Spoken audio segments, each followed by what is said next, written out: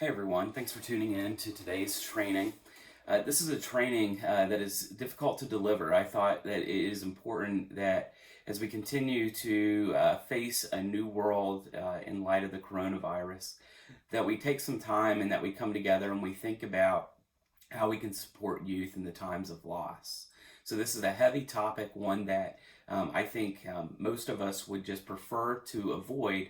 But I think in light of current events, I think it's important that we take time to understand the grave reality that we will have many teens, many of our kids that are on our caseloads, lose ones that they love, close family members, friends, relatives, grandparents, parents. And so I think it is important that we take time to educate ourselves on how we can support them in this really difficult and challenging time. I say all of that also realizing that each and every one of us are also in this same position. In the days, the weeks, months ahead, regardless of whether it's through the coronavirus or just the nature of life, we're all faced in these difficult moments of dealing with the loss of loved ones. And so I thought it was important that we come together and that we have a conversation on how losing a loved one impacts us, not only ourselves but also the kids that we work with. So I really appreciate you tuning in. I know that anxiety and stress is already high, but I think that this topic of conversation is very important for us to take some time to learn and to think about. So when we're placed in these difficult situations and working with kids, that we have some tools in our tool belt to pull out to be able to support them. So thank you, and if you guys have any questions, you can always reach out, and happy to talk. Thanks again. As we continue to build tools for our toolbox, it's important to realize the situation in front of us continues to evolve on a daily basis. During this time, it has been overwhelming to understand the gravity of the situation. And it's scary to think about the very real consequences of the communities that we live and that we work in. Teens that we work with will have their own set of fears. We know that the virus spreads more readily than the flu, and those over 60 and individuals with underlying health conditions are most at risk. There are reports from around the country of teens in juvenile justice who are fearful of losing their grandparents who helped raise them, kids who are afraid to leave their rooms in detention centers because they're afraid that they're going to die. So while we may also be overwhelmed, it's so critical that we take the time to check in with the young people that we work with, to help ensure them that we are taking measures to keep them and others safe. Unfortunately, this virus will take lives, and we'll be in positions to support the young people that we work with, not to mention our families and friends. It is because of this grave reality that I made this presentation to open the conversation about supporting people in times of fear, uncertainty, and unfortunately loss. Before we dive in, I think it's important to take a step back and talk about the goals and aims for this initial training. It's impossible to give one of these trainings without sometimes being overly general. This training is really meant to be a primer for future conversations, particularly when situations arise, because there's always individual cases that need to be paid attention to. As we continue down this path, I think it's important to always realize that it takes a team to do the work that we do to support kids and families. We always have to remember to make sure that we're also taking care of ourselves and providing a high level of self-care in order to support those that we're working for. This webinar will introduce some support, some resources, and help. But again, I hope that everybody feels comfortable reaching out and leaning on your own support systems as well as your colleagues here at OJ in these tough and turbulent times. So this training is really meant to increase awareness and understanding and skills to support teens, families, and other supporters for youth when they're going through tough times, whether that be fear, grief, or after a loss occurs.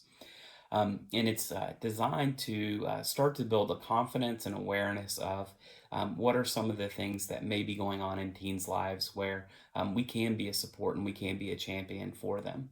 And so I look forward to exploring these conversations, but again, know that this is just the start of this very important topic for the work that we do. So I want to start by getting ourselves in the mindset of the teens that we work with, because I think that's going to be critically important when we talk about the potential of losing a loved one or the fear of potentially losing a loved one and what that means to them and how they may think about it. And so, like most of our teens, they all have hopes and aspirations for the future. And just like us, they visualize their future with certain people in it, and they don't expect losses to come. This year, for instance, when the virus has taken place and it's somebody's senior year, they're already missing out on things like graduation and prom and getting different kinds of awards or going on a senior trip or doing something special. And so, adding on the magnitude of a potential loss during this already turbulent time can really throw them into a tailspin. And it's important for us that if these situations come up, that we think back to how is the teen viewing this loss, and what did this person serve in their life in regards to supports and well-being, and knowing that this won't be a situation that is resolved in 1 day or 2 days or next month, but it's an ongoing process to talk about uncertainty and fear and grief. And so, really trying to think back to when you were a teen, if these things would have happened to you, how would you approach these situations? And really coming from that lens when approaching kids that we're working with. In having these conversations, it's also important to realize that everybody has to cope with changes and hard things that happen in their lives, whether it be now as an adult or when you were a teenager. Thinking back to things like moving to new neighborhoods or having to start a new school, ending a relationship. For our kids, they've already had to experience the consequences of engaging in some form of illegal activity. And so, putting these things together, people have a lot of practice with handling change and handling loss, but it's never easy. And we don't get enough practice at handling these things. And oftentimes, it leaves people to do things that they may not do otherwise, which we'll talk about in a little bit. In discussing grief, it's often referred back to these 6 stages that are on the screen. People talk about people moving through these different stages, and even on the screen, they're numbered 1 through 6. One of the things that's really difficult is that grief is a unique process to each individual person. And while many people may go through many stages of grief, they may not occur in any particular order, and they may reappear at any time because no one is ever fully over losing someone. It's about finding new meaning and being able to heal and being able to accept. Um, but it's always going to be difficult to think back to having somebody in your life that unfortunately has passed away.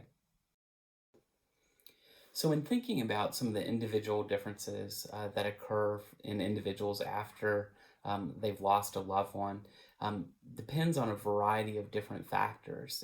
It may depend on what the relationship was with that particular person, how the death occurred, what is the current available support system to that young person after this loss? What are their past experiences with death within their family and social context? But also, what are the strengths that they have when it comes to handling different types of strong emotions? How are they able to rebound and be resilient? Or do they have particular weaknesses in these areas where they may experience a number of behavioral disruptions as they continue through the grief and loss process? Again, um, we all know that this is something that nobody wants to experience, but it's a part of life, and it's something that unfortunately we all have to go through when it comes up. And so, thinking about how do we relay to teens the messages that they need to hear in these times where they have lots of thoughts and lots of feelings, and they may engage in certain behaviors that we need to make sure that we keep them in line and that they don't find themselves in additional trouble. So I want to switch gears and really kind of narrow in on what are some key fundamental things that we can do when we're placed in a situation to help be supportive of the young people that we work with. Fortunately, our job is already designed around supporting kids and helping them in really difficult situations. So we already come with a lot of great skills to help support kids, but sometimes major events like the loss of a loved one throw us for a loop, and sometimes we lose sight on the things that we know how to do and that we know how to do well. And so one of the best things to do for kids when they're in loss and when they're grieving is to simply be there and be a companion for them. We already know how to do that. We already know how to talk openly and honestly with kids. It's really important that we remember to sit and to listen, even when there are awkward silences. Sometimes just simply being there and being present is a sign of support for young people, allowing them to grieve how they want. So offering and telling them that they have permission to go through a grieving process, and that you are a support for them, that if they need to talk, that you're there to listen, allowing them to decide how they want to cope. And again, unfortunately, for teens, many teens may downplay the emotional grief that they have, and they may look like they brush it off. And it's important for us to remind ourselves and to remind parents that there's a number of reasons why kids may not show emotions the way that we might as adults, or the way that we might expect other people to. And some of those things can be as simple as not wanting people to give them more attention in this difficult time, feeling like they're on a stage. Um, Other things could be that they don't want to look weak in front of other people, or they want to look composed, like they have their life figured out. Those are things that all teens want and desire in their life, and that may complicate the grieving process. So, giving kids permission and also letting them know that people do grieve in different ways.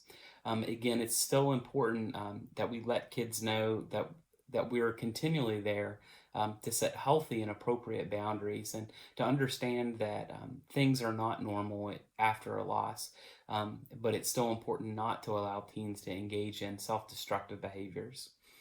And so, as we continue to think about what are the things that we can do to help teens, I just want to revisit and say that we have a lot of these great skills in simply being present, listening, and providing support for teens goes a significantly long way as they go through this grieving process.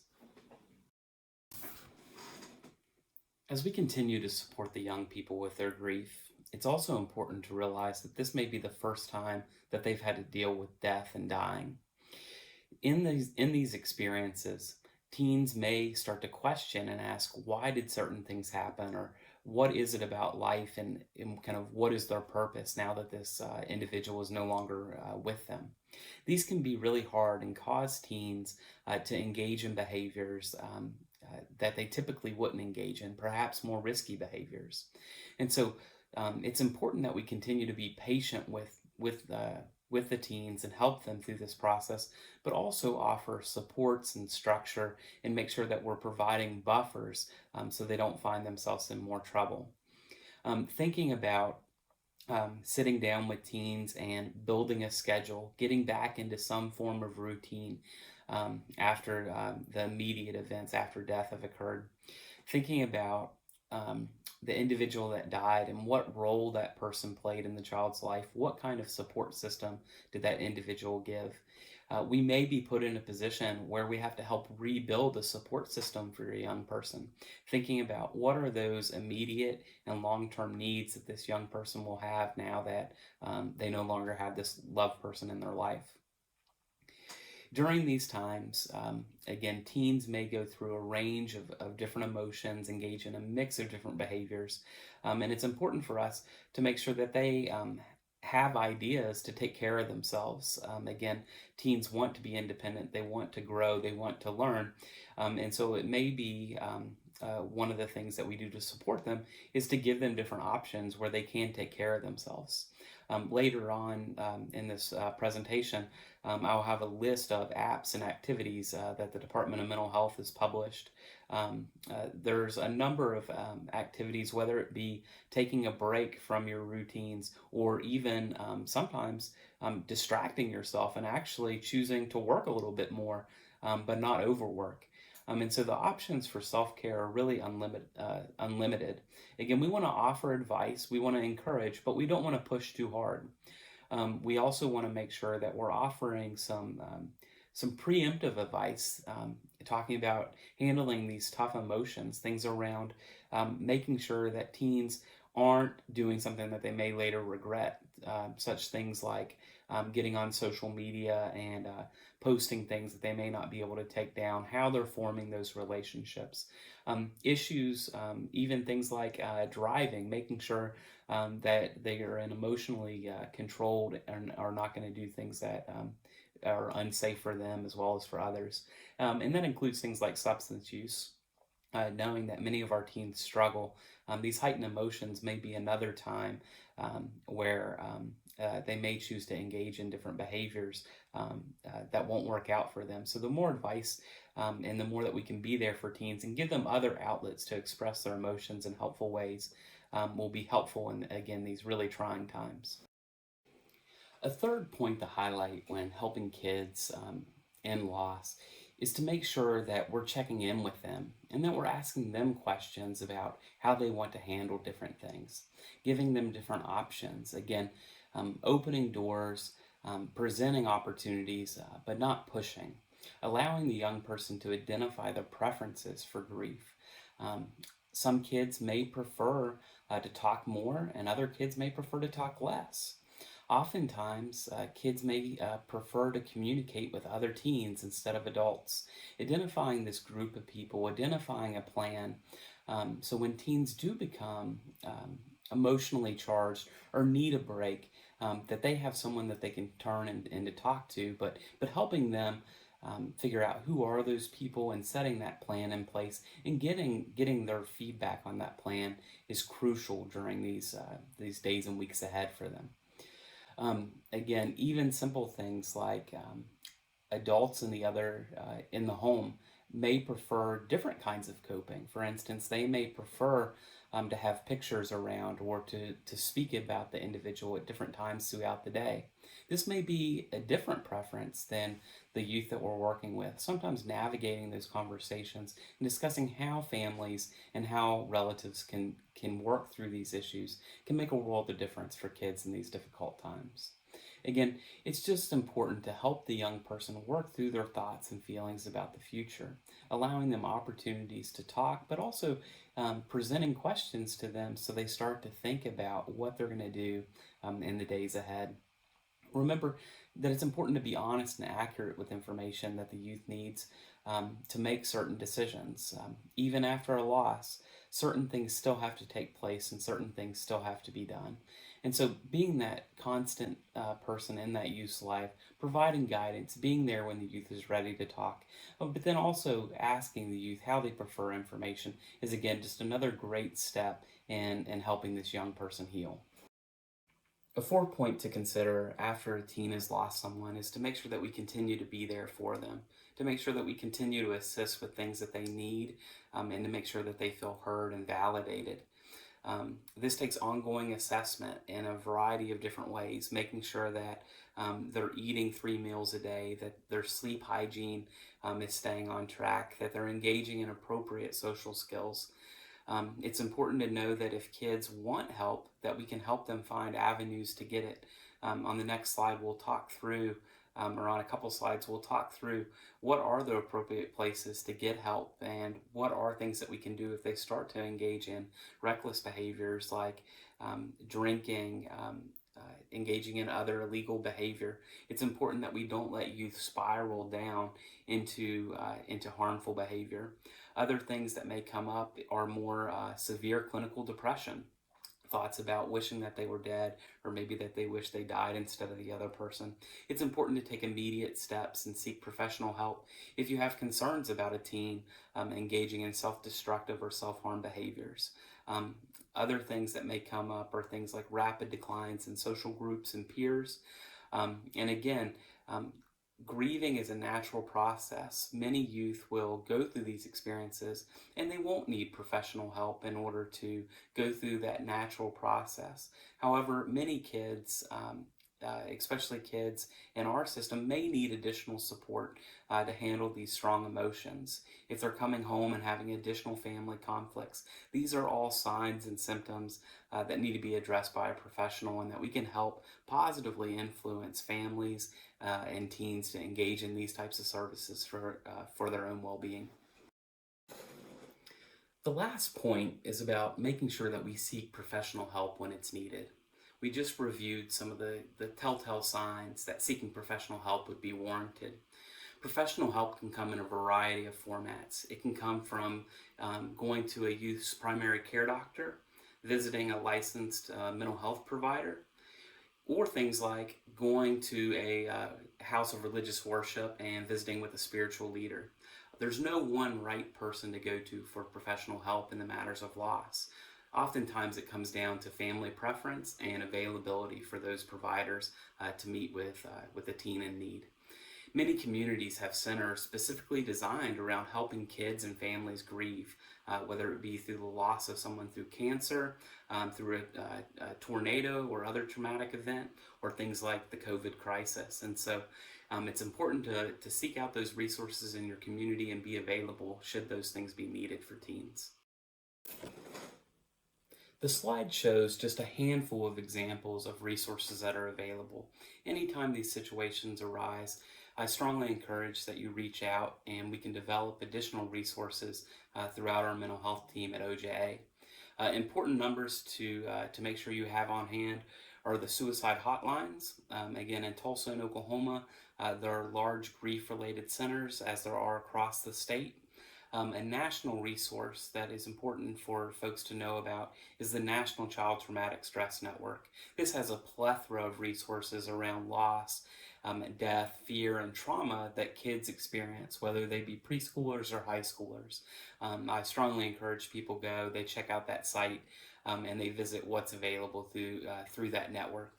And then again, our State Department of Mental Health recently put out a series of wellness apps. These are completely free resources where kids can go on, they can download an app to their phone, and they can develop a series of self-care, journaling activities, and other things to help them through difficult times. I strongly encourage you get on and check it out yourself.